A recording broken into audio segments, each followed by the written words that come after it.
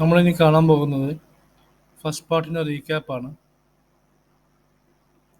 First പാർട്ടിൽ നമ്മൾ പറഞ്ഞു വെച്ചു മദീനയിൽ ഒരു നിയമാവലി ഉണ്ടായിരുന്നു എന്നുള്ളതും അത് അവർ സ്റ്റേറ്റ് മദീന സ്റ്റേറ്റായി കണക്കാക്കുകയും നബി അതിൻ്റെ നേതാവായിട്ട് ജൂതന്മാരും ചുറ്റുമുള്ള ഗോത്രങ്ങളെ കണക്കാക്കുകയും ചെയ്തു.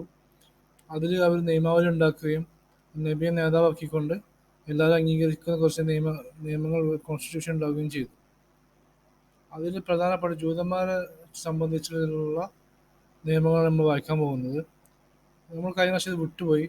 whenever you differ about anything, refer to God and to Muhammad. എന്തെങ്കിലും നിങ്ങൾ ഗോത്ര നിയമങ്ങളിലോ വേദ നിയമങ്ങളോ വ്യത്യസ്തങ്ങൾ ജഡ്ജ്മെന്റിൽ എന്തെങ്കിലും പ്രശ്നങ്ങൾ വരികയാണെങ്കിൽ ഒന്നീ അള്ളാഹുവിന് വിട്ടുകൊടുക്കുക അല്ലെങ്കിൽ നബിക്ക് വിട്ടുകൊടുക്കുക എന്ന നിയമം ഇതിലുണ്ട്. പിന്നെ നമ്മൾ നേരത്തെ വായിച്ചു കഴിഞ്ഞു, നമുക്ക് വായിക്കാം. And the Jews of the Banu Auf shall be considered as one political community along with the believers. For the Jews their religion and for the Muslims theirs. Be one client or patron. He, however, who is guilty of oppression or breach of treaty shall suffer the resultant trouble as also his family, but no one besides.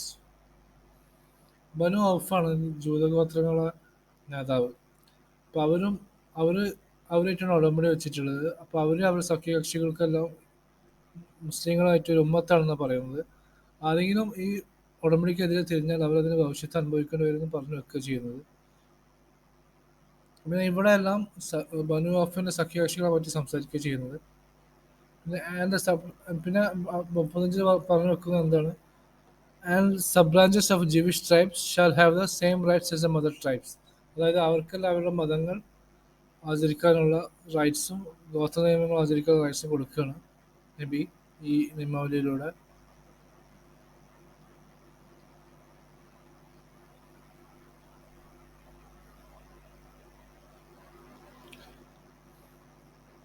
ഇതിൽ പറയുന്ന പ്രധാന നിയമമാണ്.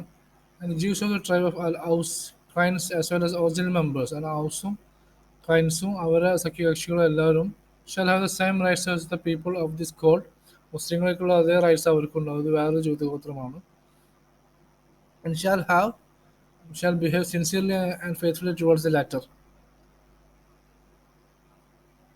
ബാക്കിയുള്ള മുസ്ലിംസിനായിട്ടും എല്ലാവരുമായിട്ടും faithfully ആയിട്ട് നിൽക്കണം.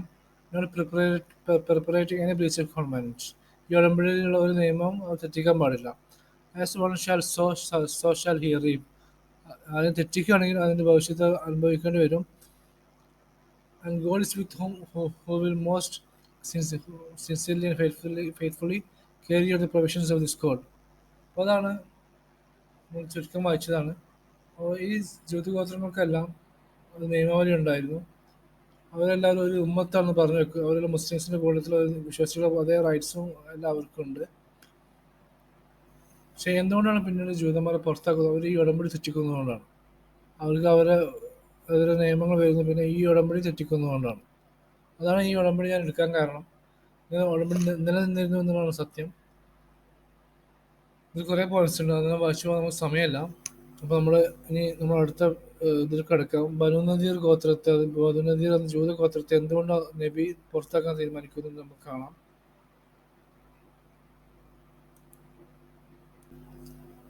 ഇനി നമ്മൾ കാണാൻ പോകുന്നത് ബനു നദീറിനെ എന്തുകൊണ്ട് പ്രവാചകനെ പുറത്താക്കി എന്നുള്ളതാണ്. അതിന്റെ സ്നാപ്ഷോട്ട് നമ്മൾ കാണുന്നത്. ഈ ബനു നദീറിലോട്ട് നബി പോകുന്നതിന് മുന്നായിട്ട് നബി ബനു മുഹന്ന സ്ഥലത്തോട്ട് ഒരു കൂട്ടരെ മതം പ്രചരിപ്പിക്കാൻ വേണ്ടി വിടുകയും അവരറിയാതെ രണ്ടുപേര് കൊല്ലുകയും ബിർ മുഹന്ന സ്ഥലത്തേക്ക് പറഞ്ഞയക്കുകയും നബിയുടെ സംരക്ഷണം കൊടുത്ത ഗോത്രത്തിൽപ്പെട്ട രണ്ടാൾക്കാരെ കൊല്ലുകയും അവർക്ക് ബ്ലഡ് മണി ആ ഗോത്രം നബിയോട് ആവശ്യപ്പെടുകയും നബി അതിന് ഫിനാൻഷ്യൽ സഹായത്തിന് വേണ്ടിയിട്ട് ബനു നദീർ ഗോത്രക്കാരെ സമീപിക്കുകയും അവർ ആ സമയത്ത് നബിയുടെ അവസ്ഥ മുതലെടുക്കുകയും നബിയെ കൊല്ലാൻ ശ്രമിക്കുകയും ചെയ്യുമ്പോൾ നബി അവരോട് ഈ നാട് വിട്ട് പുറത്തു പോകാൻ പറയുക ചെയ്യുന്നത്. അതാണ് ചുരുക്കം. അതൊന്ന് വായിക്കാം. ഹദീസ് വായിച്ചു തുടങ്ങാം. Abu Ja'far al-Tabari says the cause of this war was, as we have mentioned above, the Amr bin Umayyah, as he returned from the expedition sent by the messenger of God to Bir Mu'anna, killed 2 men to whom God had been given a promise of protection by a messenger of the God. It is said that Amr bin Tufail wrote to the messenger of God, You have killed two men whom you have given a promise of protection. So send their blood money. The messenger of God went to Kuba and then turned towards the Banu Nadir to seek help from them in the payment of the blood money. With him there were a group of emigrants and Ansar including Abu Bakr, Umar, Ali and Usayd bin al-Hudayr. അപ്പോൾ നബി ബനുനീറിനോട് സഹായം ചോദിക്കുന്ന രംഗമാണ് നമ്മൾ കണ്ടത്. According to Ibn Humayd Salama, Muhammad ibn Ishaq, the messenger of God went out to Banu al-Nadir to ask for their help in the payment of the blood money, and for those two men of Banu Amir whom Umar ibn Damir had killed. This is because he had entered into an obligation to protect them, as I had been told by Yazid bin Roman. The Banu al-Nadir and the Banu al-Amir were joined by a treaty as in a compact, and when the messenger of God came to them to ask for help in the payment of the blood money for those two men, they said, Yes, Abu al-Qasim. അപ്പം ഞാൻ പറഞ്ഞ സംഭവം വിവരിക്കുകയാണ്. നബി ബനു നദീർ ഗോത്രക്കാരുടെ അടുത്ത് എത്തുകയും അവർ yes Abul Qasem ഞങ്ങൾ സഹായിക്കാമെന്ന് പറയുകയും ചെയ്യുന്നു. We will give you the help which you want and which you have asked from us. Then they spoke up privately with one another. അങ്ങനെ അവർ നബിയെ വിട്ടുമാറി ഒറ്റയ്ക്ക് സംസാരിച്ചപ്പോൾ അവർ പറയാണ്, you will never find this man in such a situation again. അതാര നബിയെ. The messenger of God was sitting by the wall of one of their houses, and they said, who will go on the roof of the house and drop a stone to him and kill him, and so relieve us from him. അത് നബിയെ ഒരു കല്ലെറിഞ്ഞ് കൊല്ലാൻ അവർ തീരുമാനിക്കുകയാണ്. Amr bin Jash bin Kab, who was one of them, came forward to do this and said, I am your man. ഞാൻ കൊല്ലാൻ നബിയെ എന്ന് പറയുകയാണ് Amr bin Jash. Then he went up to the roof to drop the stone on him as arranged. The messenger of God was with a number of his companions, including Abu Bakr, Umar, and Ali, and news of what people intended came to him from heaven. The Nabi Allahu the അറിയിക്കുകയാണ്, നിന്നെ കൊല്ലാൻ അവർ തീരുമാനിച്ചിട്ടുണ്ട് എന്ന് അറിയിക്കുകയാണ്. He got up and said to his companions, do not leave until I come to you. ഞാൻ വരുന്നവരെ നിങ്ങൾ ഇവിടെ നിൽക്കാമെന്ന് പറയാണ്. He went back to Medina, and when his companions thought that he had been gone a long time, they got up and looked for him. Then they met a man coming from Medina and asked him about the messenger of God. He said, I saw him going to Medina. When his companions came to him, the messenger of God told him that the story of the treachery intended by the Jews and ordered them to get ready to fight them and march against them. നബി ഈ വിവരം അറിയുകയും നബി അവിടെ നീച്ചു പോയും സഹാബകൾ അവിടെ നിൽക്കും ഞാൻ വരുന്നവരെ ഇറങ്ങിയതെന്ന് പറയും. പക്ഷെ നബിയെ കുറേ കാലത്തിന് ശേഷം കുറേ സമയത്ത് കാണാനില്ല. അപ്പോൾ നബി അന്വേഷിച്ച് പോകുമ്പോൾ നബി മദീനയിൽ എത്തിയിട്ടുണ്ട്. അപ്പോൾ നബി അവരോട് പറയാണ്, എനിക്ക് അള്ളാഹു അറിയിച്ച് തന്നിട്ടുണ്ട് ഇവരെന്നെ കൊല്ലാൻ ശ്രമിക്കുന്നത്. അപ്പോൾ നമുക്ക് അവരായിട്ടുള്ള പടപ്പുറപ്പാട് തയ്യാറെടുക്കാന്ന് പറയുന്നത്. ബനു Nadir He led these men against Banu al-Nadir and halted in their quarter. They fortified themselves against him in their strongholds, but he ordered their date palms to be cut and set fire to. ഈ account പ്രകാരം നബി അവരെ കോട്ട വളകുകയും അവർക്ക് നല്ല ബനു നദീർ പറഞ്ഞ നല്ല സമ്പുഷ്ടമായിട്ട് തോട്ടങ്ങളുള്ള ഒരു ഗോത്രമായിരുന്നു. അതിൽ ചില തോട്ടങ്ങൾ നബി കത്തിക്കുകയും ചെയ്തപ്പോൾ അവർ നബിയോട് ചോദിച്ചു, Muhammad, you have forbidden to damage property and blame those who perpetrated it. And what is the idea of cutting down date palms and setting fire to them? ഇതൊരു സംഭവം അള്ളാഹു അനുവദിക്കുന്നതോട് ചെയ്യുന്നതാണ്. അതിന് മുന്നും പിമ്പാൻ ഉണ്ടായിട്ടില്ല എന്നാണ് പറയപ്പെടുന്നത്. ഇതിൽ വേറൊരു കാര്യം കൂടി, ഇതിൽ വേറൊരു അക്കൗണ്ട് പറയുന്ന കാര്യം നബി പറയാണ്, the Jews intended to kill me, he replied, and God informed me of it. Call Muhammad bin Masalla to me. അങ്ങനെ ഒരു ജൂതനെ തന്നെ അവർ തീരുമാനിക്കുകയാണ്. Call Muhammad bin Masallama എന്നാണ് നബി വിളിക്കാൻ പറയാണ്. When Muhammad bin Masalla came, he was told to go to the Jews and say to them, leave my country and do not leave with me. നബിയെ കൊല്ലാൻ ശ്രമിച്ചതുകൊണ്ട് നിങ്ങൾ ഈ രാജ്യത്ത് നിൽക്കാൻ പാടില്ല, നിങ്ങൾ രാജ്യം മുട്ടുപോകണമെന്ന് അവരോട് കൽപ്പിക്കുകയാണ്. You have indeed treachery. നിങ്ങൾ ചതിയിലൂടെ എന്നെ കൊല്ലാൻ ശ്രമിച്ച ആൾക്കാരാണ്. Muhammad bin Salama went to them and said, the messenger of God orders you to depart from this country. Muhammad bin Salama എന്ന ദൂതൻ പോയിട്ട് അവരോട് പറയാണ്, നിങ്ങൾ രാജ്യത്തിൽ നിന്ന് പോകണം, നബി കൽപ്പിച്ചിട്ടുണ്ട്. അങ്ങനെ അപ്പം മുഹമ്മദ് ബിൻ സലമ അത് പറഞ്ഞപ്പോൾ ഞെട്ടിപ്പോയി. അപ്പോൾ അവർ പറയാണ്, we never thought that man of al Aws, ജ്യോതികോത്തിൽ നിന്ന് ഒരാൾ തന്നെ വന്നിട്ട് ഞങ്ങൾക്ക് ഈ വാർത്ത അറിയിക്കുക ഞങ്ങൾ വിചാരിച്ചില്ല. അപ്പം മുഹമ്മദ് ബിൻ സലമ തിരിച്ചു പറയും, ഹേർട്സ് ഹാവ് ചേഞ്ച്, ഹൃദയങ്ങൾ മാറിയിട്ടുണ്ട്. Islam has wiped out the all covenants. ബാക്കിയുള്ള നിങ്ങളുമായിട്ടുള്ള ഉടമ്പടികളെല്ലാം മാറ്റിയിരിക്കുന്നു എന്ന് പറയും, ചേഞ്ച് ആയിട്ടുണ്ട്, അല്ലെങ്കിൽ അത് കഴിഞ്ഞിരിക്കുന്നു, ബ്രേക്ക് ആയിട്ടുണ്ടെന്ന് പറയാണ്. ഇതറിഞ്ഞ മദീനയിലുണ്ടായിരുന്ന ചില കപടവിശ്വാസികൾ അറിഞ്ഞു. അതിൽ പ്രധാനിയാണ് Abdullah bin Ubay. Abdullah bin Ubay sent a message to Banu Nadir saying, "Do not go. I had 2,000 men from the Bedouin and thus of my own people who are united around me. Stay and we will enter battle with you, as well as Banu Qurayza." അപ്പോൾ ഇതറിഞ്ഞ Abdullah bin ഉബൈ ബനു നദീറിന് സന്ദേശം അയക്കുകയാണ്, നമുക്ക് യുദ്ധത്തിന് ഇറങ്ങാം, എൻ്റെ കൂടെ 2000 പേരുണ്ട്, അതുപോലെ ബനു ഖുറൈസ ഉണ്ടാവുമെന്ന് പറയണം. പക്ഷെ ബനു ഖുറൈസ ഇതിന് തയ്യാറാവില്ല. അപ്പോൾ അവർ ബനു ഖുറൈസനായിട്ട് നബിയുമായിട്ട് ആർക്കാണ് ഉടമ്പടി ഉണ്ടായിരുന്നത് അവർ പറയാണ്, "no man of Banu Qurayza shall break his covenant his compact as long as I am alive" പറഞ്ഞിട്ട് അത് ചില സംഭവം വിവരിക്കുന്നുണ്ട്, അത് നമുക്കിപ്പോൾ വായിക്കണ്ട. The messenger of God magnified God and Muslims magnified God with him. He said, "The Jews have declared war." July and went to eBay to ask for support for him. അങ്ങനെ നബി യുദ്ധത്തിന് തയ്യാറാവുകയാണ്. അവരെ കോട്ട വളയുകയും The messenger of God marched against Banu al-Nadir and besieged them 15 days. അവരെ 15 ദിവസം കോട്ട വളയുകയും in the end they made peace with him on condition that messenger of God would not shed their blood and their property and their course of mail would be his. അങ്ങനെ ബനു നദീർക്കാരെ കോട്ട വളയുകയും നബി 15 ദിവസം വളയും. ബനു നദീർക്കാർ സമാധാനത്തിന് വേണ്ടി വരികയും അവർ നബിയോടായിട്ട് പറയും, "നിങ്ങൾ ഞങ്ങളുടെ സ്വത്ത് മുതലുകൾ എടുത്തോളൂ, ഞങ്ങളെ ജീവൻ എടുക്കരുതെന്ന് പറയുകയാണ്." നബിയെ കണ്ടീഷൻ സമ്മതിക്കുകയാണ്. നബി എന്നിട്ട് അവർക്ക് വേണ്ട നാട് വിട്ട് പോകാൻ പറയും. സിറിയക്കോ ഷാമൊക്കെ എങ്ങോട്ടേലും നാട് വിട്ട് പോയിക്കാൻ പറയും. അവർക്ക് അതിന് വേണ്ട ഭക്ഷണവും എല്ലാം എത്തിച്ചു കൊടുത്തിട്ട് നബി പിന്നെ അവിടെ പോകുന്നത്. അത്രയും നമുക്ക് മനസ്സിലായി എന്തുകൊണ്ടാണ് സംഭവിച്ചതെന്നുള്ളത്. ബനു ഖുറൈസ ഇതിന് സമ്മതിക്കുന്നില്ല. ഇവിടെ ബനു നദീർ ഗോത്രത്തിന്റെ എക്സ്പെൻഷൻ എന്തുകൊണ്ട് പറഞ്ഞു എന്ന് വെച്ചാൽ, ഇതാണ് ശരിക്കും കന്തക് യുദ്ധത്തിന് അല്ലെങ്കിൽ ബാറ്റിൽ ഓഫ് ട്രഞ്ചിന് കാരണം. ബാറ്റിൽ ഓഫ് ട്രഞ്ചാണ് ബനു ഖുറൈസനെ പുറത്താക്കാനുള്ള കാരണം വരുന്നത്. അതുകൊണ്ടാണ് ഇത്രയും പറഞ്ഞത്. 10 നിർത്താണ്. അസ്സലാമു അലൈക്കും.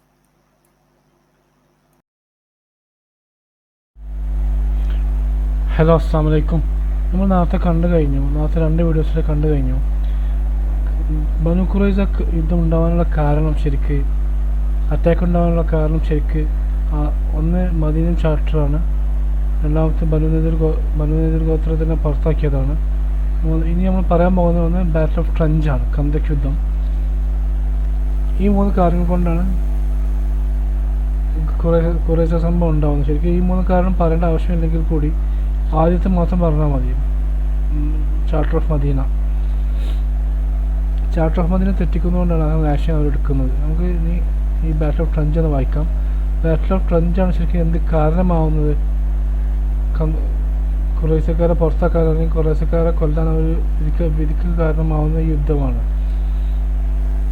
ഈ ബാറ്റിൽ ഓഫ് ട്രഞ്ച് ഉണ്ടാക്കുന്നത് ബനു ഖുറൈസക്കാരല്ല, ബനു നദീർക്കാരാണ്. ബനു നദീർ ഗോത്രക്കാരെ നബി പുറത്താക്കുകയും അതിന് ബദലായിട്ട് അവർ ഖുറൈശികൾ നബിയുടെ എല്ലാ ശത്രുക്കളും കൂട്ടി യോജിപ്പിക്കുകയും നബിക്കെതിരെ ഒരു പട നയിക്കുക തന്നെ ചെയ്യണം. അതിലവർ ബനു ഖുറൈസക്കാർ ആദ്യം ബനു നദീർക്കാരൊപ്പം നിൽക്കുന്നില്ല.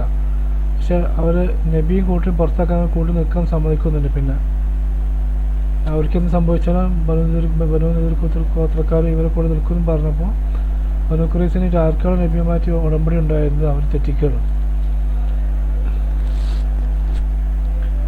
നമുക്കതിൻ്റെ ബ്രീഫ് ഒന്ന് വായിക്കാം. നമ്മൾ ഡീറ്റെയിലോട്ട് പോകണില്ല. ഇമാം തബരി ബ്രീഫും ഡീറ്റെയിലും തരുന്നുണ്ട്. അതിൻ്റെ ബ്രീഫാണ്. Battle of trench. The previous major engagement between Muslims and the Meccan pagans, the Battle of Uhud, had been inconclusively in Shawwal age 3. The Muslims had suffered heavier casualties than in any previous engagement. The figure 70 is given, but Meccans had also suffered casualties and returned home without pressing for a more decisive conclusion. Muslim morale had been badly shaken. The next major assault by the Meccans on Medina, it was to be last, took place 2 years later in Shawwal. According to the composite account in Al-Tabari, the initial stimulus came from a group of Jews from the expelled Madinian tribe of Banu al-Nadir. They went to Makkah and promised to aid Quraysh against their common enemy, and they also enlisted to help of North Arabian tribe of Ghatafan. Because the attack included these Jewish and North Arabian allies of the Meccans, it came to be known as the attack of the allied parties, Al-Ahzab. അതാ ഞാൻ പറഞ്ഞത്, ഈ യുദ്ധം കന്ദക് യുദ്ധം ഉണ്ടാക്കുന്നവരാണ് ബനു നദീർ ഗോത്രക്കാരാണ്. അവരാണ് എല്ലാവരും ഒപ്പം കൂട്ടുന്നതും ബനു ഖുറൈസക്കാരൊക്കെ ഒപ്പം കൂട്ടി യുദ്ധം ചെയ്യുന്നത്. ബനു നദീർ ഖുറൈശികളെ വരെ ഈ യുദ്ധത്തിന് വിളിച്ചു കൊണ്ടുവരുന്നത് ആരാണ്? ബനു Nadir ഗോത്രക്കാരാണ്. The Meccans and their allies considerably outnumbered the Muslims. The figure of 10,000 attackers against 3,000 Muslims defenders is given, and the Meccans had come with horses. The Meccan position, however, was less commanding than it might appear. The remaining Jews of the Medina, Banu Qurayza, sided only reluctantly with attackers. അവർക്ക് പൂർണ്ണ സമ്മതത്തോടു കൂടി അല്ലെങ്കിൽ കൂടി അവർ നബിയുടെയൊക്കെ അതിൽ തിരിയുന്നുണ്ട്. അവർ തമ്മിൽ കരാറിനെ തിരിയാൻ പാടില്ല എന്നുള്ളത് തിരിയുന്നുണ്ട്. Muhammad thus was able to trick the Meccans into believing that Madinian Jews intended to betray them. And നബി അവസാനം ഒരു കളി കളിക്കുന്നുണ്ട്. ഈ കന്ദക്കിൻ്റെ സംഭവത്തിൽ ഇമാമത്തെ ഡീറ്റെയിൽ വേർഷനിൽ പറയുന്നുണ്ട്. നബി അവർ അങ്ങോട്ടും ഇങ്ങോട്ടും കുഴപ്പിക്കുന്നുണ്ട്, സംശയാവലുകളാക്കുന്നുണ്ട്. കാരണം നബിയുടെ കൂടെ ഉള്ളവർ നബിയുടെ കൂടെ അല്ലാതെ കളിക്കുകയും ചെയ്തപ്പോൾ നബിയുടെ ആളെ പറഞ്ഞയക്കും, അവർ ജൂതയിൽ തന്നെ ഒരാളെ പറഞ്ഞയക്കുകയും അവരെ അങ്ങോട്ടും ഇങ്ങോട്ടും കുഴപ്പിക്കുന്നുണ്ട്. അതാണ് ഇവിടെ പറയുന്നത്. ഡീറ്റെയിൽ വേർഷൻ ഇമാമത്തെ വായിക്കാൻ കിട്ടും, പക്ഷെ ഞങ്ങൾ വായിക്കുന്നില്ല. ജൂതന്മാർക്ക് പേടിയാവും ഖുറൈശികളെ സഹായിക്കുക, ഖുറൈശികളെ പേടിയും ജൂതന്മാരെ സഹായിക്കുക എന്നുള്ളത് പേടിയാവും. അങ്ങനെ ഇതുകൊണ്ട് മാത്രമല്ല കന്ദക് യുദ്ധം ശരിക്ക് അവർ ഒഴിഞ്ഞു പോകുന്നത്. പക്ഷെ അവർ അവസാനമാകുമ്പോൾ അവർ തമ്മിൽ സഹായിക്കില്ല. ശത്രുക്കൾ തമ്മിൽ വിശ്വാസം നബി കടത്തുന്നുണ്ട്. അതായത് ശരിക്കും സംഭവിക്കുന്നത് എന്താ വെച്ചാൽ ഇവരെല്ലാവരും കൂടി വരും, പക്ഷെ നബി എന്ത് ചെയ്യും? ജൂതന്മാരിനെ ഒരാൾ വിഭജിച്ചിട്ട് അവർ തമ്മിൽ വിശ്വാസം കെടുത്തിക്കളയും. അപ്പോൾ ഖുറൈശിക്കാർക്ക് ഉറപ്പില്ല ബനുദീർക്കാരൊപ്പം നിൽക്കും, അല്ലെങ്കിൽ ബനുദീർക്കാർക്ക് ഒപ്പമില്ല ഖുറൈശിക്കാർ ഒപ്പം നിൽക്കും, അവർക്ക് ഉറപ്പില്ലാതെ നബി ആക്കി മാറ്റും. പക്ഷെ അത് മാത്രം കൊണ്ടല്ല ഈ യുദ്ധം നബി രക്ഷപ്പെടുന്നത്, ജയിക്കുന്നത്. കന്ദക് യുദ്ധത്തിൽ നമുക്കറിയാം കിടങ്ങ് കുഴിച്ച് നബി ചുറ്റും അവരെ കൊടുക്കുന്നുണ്ട്. പിന്നെ അള്ളാഹു കാറ്റെടുപ്പിച്ചിട്ട് അവർക്ക് അവിടെ നിൽക്കക്കളില്ലാതാക്കുക ചെയ്യുന്നത്, അവർക്ക് നിൽക്കാൻ പറ്റാതെ ആക്കുക ചെയ്യുന്നത്.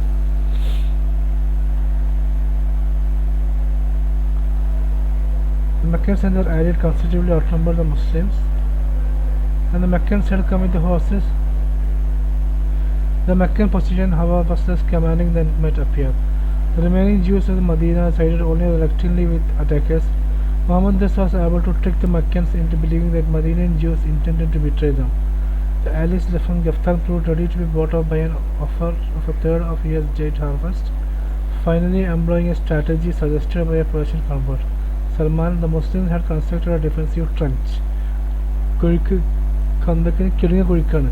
ശത്രുക്കൾ ചുറ്റുമുള്ള ഏരിയയിൽ നബി മദീനയ്ക്ക് ചുറ്റും കിടങ്ങ് കുഴിച്ചിട്ടാണ് അവിടെ രക്ഷപ്പെടുന്നതാണ്. Being mountainous, needed no fortification, and this trench could not be jumped by the Meccan horsemen. After nearly a month of standing in the position, the provisions lower and the weather takes its toll. The Meccans retreated, their morale broken. They never attempted to assault on Medina again. അതായത് battle of കന്ദക്കിൽ സംഭവിക്കുന്ന ഒരു കാര്യമാണെന്ത്, ചുറ്റും ഉള്ളിലും ശത്രുവിന് നബിക്ക് ചുറ്റും അറബി ഗോത്രങ്ങൾ വളഞ്ഞും ചെയ്തു. അപ്പോൾ നബി കൂട്ടർ ഇത് മുൻകണ്ട അറിഞ്ഞുകൊണ്ട് മദീനയ്ക്ക് ചുറ്റും കിടങ്ങി കുഴിക്കുകയാണ്. അതിനാണ് പല സംഭവങ്ങൾ സംഭവിക്കുന്നത്. അത് നിങ്ങൾക്ക് ഈ പുസ്തകത്തിൽ വായിക്കാം. ഇമാം തബരിൻ്റെ വോളിയം 8 ആണ് ഞാൻ എടുത്തിട്ടുള്ള പുസ്തകം. അതിന് ബ്രീഫ് കൊടുക്കുന്നത് ഞാൻ വായിച്ചു വരുന്നുള്ളൂ. അപ്പോൾ ഇത് ഈ സംഭവത്തിൽ ബനു ഖുറൈസക്കാർ ഇതിൽ ഉൾപ്പെടുന്നുണ്ട്. നബിയെ കൊല്ലാൻ വേണ്ടിയിട്ട് മുസ്ലിങ്ങളെ വേരോടെ മദീന പെയ്തറിയാൻ വേണ്ടിയുള്ള തന്ത്രത്തിൽ അള്ളാഹു നശിപ്പിക്കുക ചെയ്യുന്നതിന് നബി തന്ത്രം പറ്റുന്നുണ്ട് അതിൻ്റെ ഇടയിൽ കൂടി. അപ്പോൾ അതാണ് ബാറ്റിൽ ഓഫ് ട്രഞ്ച്. ബനു ഖുറൈസക്കാരായിട്ടുള്ള ബാറ്റിൽ ഓഫ് ട്രഞ്ച് കഴിഞ്ഞ ഉടനെ നബി കൂട്ടുള്ള ആദ്യം താഴെ വെച്ച് പോകുമ്പോൾ ജിബ്രീൽ വരും. ജിബ്രീൽ വന്നിട്ട് പറയും അള്ളാഹുവിൻ്റെ കമാൻഡ് ഉണ്ട് ബനു ഖുറൈസയിലൊക്കെ അതിനെ തിരിയാൻ വേണ്ടിയിട്ട്. അതാണ് ഇവിടെ പറയുന്നത്. ഈ സംഭവത്തിലാണ് ഒരു കണക്ക് പ്രകാരം 800ഓളം മെയിൽ എന്താണ് കോമ്പാറ്റൻസിനെ നബി കൊല്ലുന്നുണ്ട് ബനു ഖുറൈസക്കാരെ. നമുക്ക് വായിക്കാം എങ്ങനെയാണ് സംഭവിച്ചതെന്ന് നോക്കാം. An immediate consequence of the failure of the Meccan attack was extermination of Jewish tribe of Banu Qurayza for their support of Meccans, who were lukewarm it had been.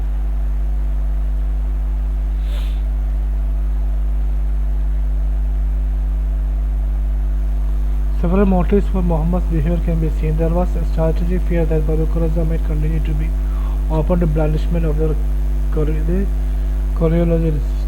There was a religious element too. Although Banu Qurayza was clients of the Arab tribe of Al-Aus, the leader of Al-Aus, deputed to pass judgment on them, decided to reject claims of the Banu Qurayza as his clients and acts for sake of God. This seems to indicate a feeling that the continuous religious opposition of the Jews made coexistence with the Medina impossible. The brutality of the punishment, extermination of all adult males rather than expulsion of instruments, points to darker motives of ethnic hatred and vengeance, and this dark side can be seen in the fury with which the attack was launched. According to the account of Ibn Ishaq, the angel Gabriel himself came to Muhammad immediately after the withdrawal of the Quraysh and forbade him to lay down his arms. He was too hasty immediately to attack the Banu Qurayza, and the angels will fight also. This supernatural element indicates something beyond political calculation.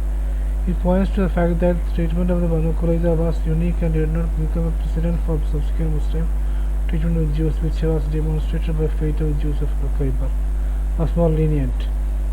Although the Jews of Khaybar had been involved in compromising in relation to the Meccan pagans, they were allowed to remain on their land and work in shared corpus for their new Muslim overlords. Only in Caliphate of Umar they were forced to leave and then as free men. ഇത് ട്രാൻസ്ലേറ്ററിൻ്റെ സമ്മറിയാണ്, അതുകൊണ്ടാണ് കുറച്ച് പ്രശ്നം വരുന്നത്. പക്ഷേ എന്തായാലും ബനു ഖുറൈസ യുദ്ധത്തിൽ എന്താ സംഭവിക്കുന്നതെന്ന് വെച്ചാൽ ഇവർ ബനു ഖന്തക് യുദ്ധം കഴിഞ്ഞതിന് ശേഷം നബിയും കൂട്ടരും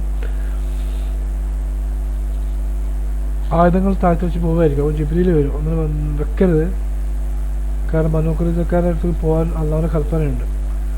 ബനു ഖുറൈസയുടെ കോട്ട പോയി വളയാണ്. കോട്ട വളയുന്ന സമയത്ത് അവർക്ക് എല്ലാവർക്കും അറിയാമായിരുന്നു അവർ ചതിച്ചതാണ്. അവർ ഒരു ഉമ്മത്ത് പോലെ കരുതിയ നമ്മൾ കണ്ടു കഴിഞ്ഞു. ഫസ്റ്റ് പാർട്ടിൽ ഈ സീരീസ് ഫസ്റ്റ് പാർട്ട് നമ്മൾ കണ്ടു കഴിഞ്ഞു. ഒരു ചാർട്ടർ ഓഫ് മദീന എന്നൊരു നിയമാവലി ഉണ്ടായിരുന്നു. ആ നിയമാവലിയിൽ ജൂതന്മാരും ബാക്കി വരുന്നത് മദീനയുടെ ഗോത്രങ്ങളെല്ലാം തന്നെ എന്താണ് ഒരു ഉമ്മത്താണ്. അവരാണ് ഇവർ ചതിച്ചിട്ടുള്ളത് യുദ്ധത്തിൽ മക്കാരെ കൂടിക്കാണ്ട്. അപ്പോൾ അതിന് ട്രീസണും മോഡേൺ വേൾഡിലും അത് സ്പൈ വർക്കിനൊക്കെ മോഡേൺ വേൾഡിൽ എന്താ ശിക്ഷ? ക്യാപിറ്റൽ പണിഷ്മെൻറ്റ് തന്നെയാണ്. അതിനാണ് ഇവിടെ ബാധകമാകുന്നത്, കാണാൻ കഴിയും. മാസമായിട്ട് അവർ കൊന്നു കളയുന്നുണ്ട്, കാരണം അവർ ചതിച്ചത് കൊണ്ടാണ്. ഇതിൽ വേറെ കാരണം കൂടി ഇവർ പറയുന്നുണ്ട്. നബിയുടെ തീരുമാനം ഇവർ സ്വീകരിക്കില്ലെന്ന് പറയുന്നുണ്ട്. ആര് കീഴടക്കി കളഞ്ഞ ശത്രുക്കളോട് നബിയോട് അവർ പറയുന്നുണ്ട്, ഞങ്ങളുടെ മേൽ തീരുമാനം എടുക്കാനുള്ള അവകാശം ഞങ്ങളെ സഖ്യകക്ഷിയായ ഹൗസിനാണ്, അല്ലെങ്കിൽ ഞങ്ങളെ ക്ലൈൻ്റായിട്ടുള്ള ഹൗസ് ഗോത്രത്തിൻ്റെ നേതാവിനാണ്. അങ്ങനെ സാദ്ബിൻ മുബാദറെ വിളിച്ചു കൊണ്ടുവരും നബി. അവർ ഹൗസ് ഗോത്രത്തിൻ്റെ സഖ്യകക്ഷിയായിരുന്നു ആര്? ബനു ഖുറൈസ. അപ്പോൾ ഹൗസ് ഗോത്രത്തിൻ്റെ നേതാവ് പറഞ്ഞാൽ ഞങ്ങൾ കേൾക്കുള്ളൂ എന്ന് പറയും. അപ്പോൾ ഹൗസ് ഗോത്രത്തിൻ്റെ നേതാവാണ് പറയുന്നത്, യുദ്ധം ചെയ്ത എല്ലാ ആണെങ്കിലും കൊല്ലാനും, അഡൾട്ടായിട്ട് എല്ലാ ആണെങ്കിലും കൊല്ലാനും, ബാക്കിയുള്ളതൊക്കെ വെക്കാനും അതെല്ലാം തീരുമാനം എടുക്കുന്നത് സാദാണ്, മുഹമ്മദ് നബി അല്ല. പക്ഷേ മുഹമ്മദ് നബി പിന്നെ പറയുന്നുണ്ട്, നീ ദൈവത്തിന് അനുസരിച്ച് തീരുമാനമാണ് എടുത്തിട്ടുള്ളത് എന്നുള്ളത്. പല ചരിത്രക്കാർ പല കാര്യങ്ങൾ പറയുന്നുണ്ട്. ഒരു കാര്യം പറയുന്നതെന്ന് വെച്ചാൽ ഈ ചാർട്ടർ ഓഫ് മദീന എന്നുള്ള നിയമാവലി ജൂതന്മാർ നിയമമായിരുന്നു. അപ്പോൾ അവരെ കൊന്നത് ജൂതന്മാരെ ബൈബിൾ ഉപയോഗിച്ചിട്ടാണ് എന്ന് പറയുന്നുണ്ട്, അവരെ തോറ ഉപയോഗിച്ചിട്ടാണ് പറയപ്പെടുന്നുണ്ട്. 10 മണി നിർത്തുകയാണ്. അസ്സലാമു അലൈക്കും.